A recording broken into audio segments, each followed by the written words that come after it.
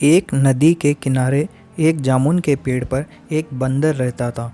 उस पेड़ पर बहुत ही मीठे मीठे जामुन लगते थे। एक दिन एक मगरमच्छ खाना तलाशते हुए पेड़ के पास आया। बंदर ने उससे पूछा तो उसने अपने आने की वजह बताई। बंदर ने बताया कि यहाँ बहुत ही मीठे मीठे जामुन लगते हैं और उसने वो जामुन मगरमच्छ को दिए।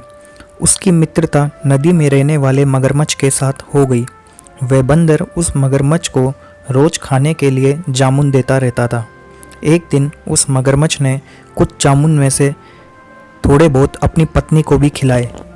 स्वादिष्ट जामुन खाने के बाद उसने ये सोचकर कि रोजाना ऐसे मीठे फल खाने वाले का दिल भी खूब मीठा होगा, उसने अपने पति से कहा कि उसे उस बंदर का दिल चाहिए और वो इस जिद पर अड़ गई। उसने बीमारी का बहाना बनाया और कहा कि जब तक उसे बंदर का कलेजा नहीं मिलेगा वह सही नहीं होगी।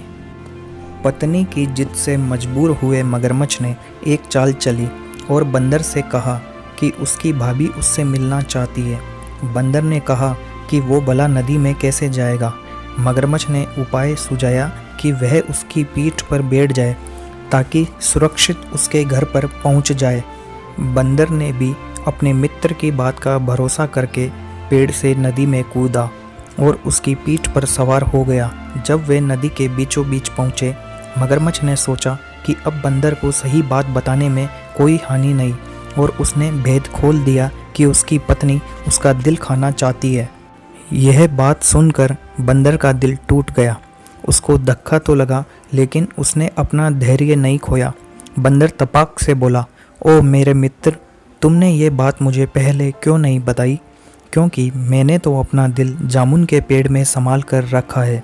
अब जल्दी से मुझे वापस नदी के किनारे ले चलो ताकि मैं अपना दिल लाकर अपनी भाभी को उपहार में देकर उसे खुश कर सकूं।